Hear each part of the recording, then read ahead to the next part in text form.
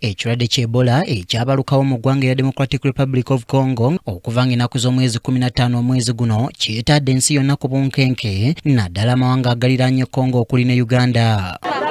Weebuutuukidde olwaleero ng'abaakaserengeta ekalannamu bangi so ng'abakwatiddwa ekirwadde kino baweerera ddala. Embeera eno yaviirako Uganda okwongera okwerinda ekirwadde kino era ekyaviirako n'omukulembeze w'eggwanga okuyimiriza okulamaga kw'abajulizi e Namugongo okubeerawo buli ennaku z'omwezi 3 omwezi ogw'omukaaga.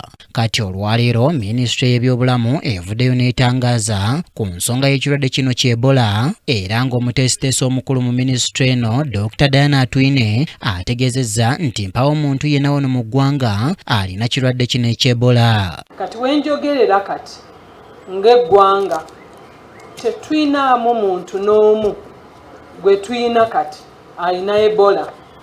Tetunnaba kufuna muntu yenna mu ggwanga muno atestinga Ebola positive.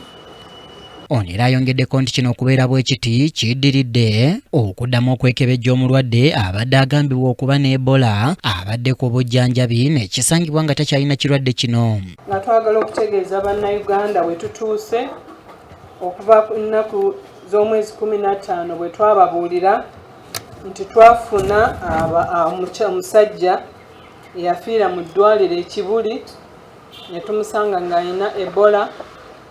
Ng'omwami ono yali mukongolizi ate n'omulala mulamu we naye gwe twasanga ng'alina obulwadde bwa Ebola nga bombi baava Congo. Njagala kubategeeza nti omukyalo oyo twamuggyayo ne tumujjanjaba asuuse we twogerera tesisi ezasembyeyo okukolebwa obuuka bwabadde tebukyalimu nga yawonye Ebola. Tannaba kufuna bulungi maanyi kubanga ensigo ze zaali zinafuye naye agenda assuuka.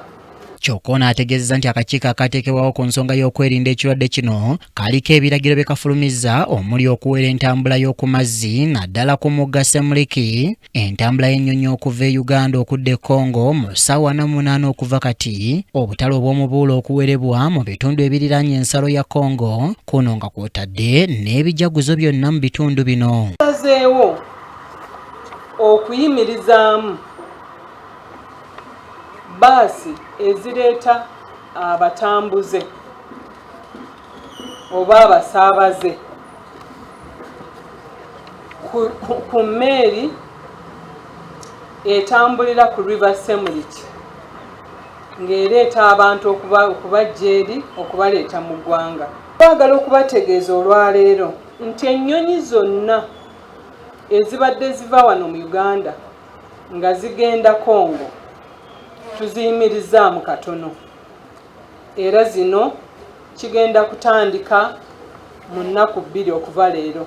Tusaba nti abalina enkuŋŋaana ezikwatagana n'ebyobuwangwa cultural commemorations tuba especially abali ku border ya DRC districts ezo zonna bwe muba mulina cultural functions tubasaba mugira mulindako. Naye tetugaanye abanaaba batambuza ebyamaguzi, emmere, ebintu ebitali bantu. Ekizibu kyaffe kintu kye tuyita omuntu, ekyo ky'ekizibu kyaffe kuba be batambuza Ebola. Atwine era asabye ab'amasomero okugoberera ennambika eyafulumiziddwa ng'olusoma olwokubiri luzzeemu. Amasomero gaffe gonna mu ggwanga badde batubuuza abantu amasomero gagenda kuggula, tetusobola kuziyiza baana kusoma. Kye tugenda okukola twayisizza ekiwandiiko ekirambika enkola mu ssomero okulaba nti abaana infection control. Ono kyokka ayogedde ne ku zi disitulikiti eziri ku bwerinde ennyo obw'Ebola. Zino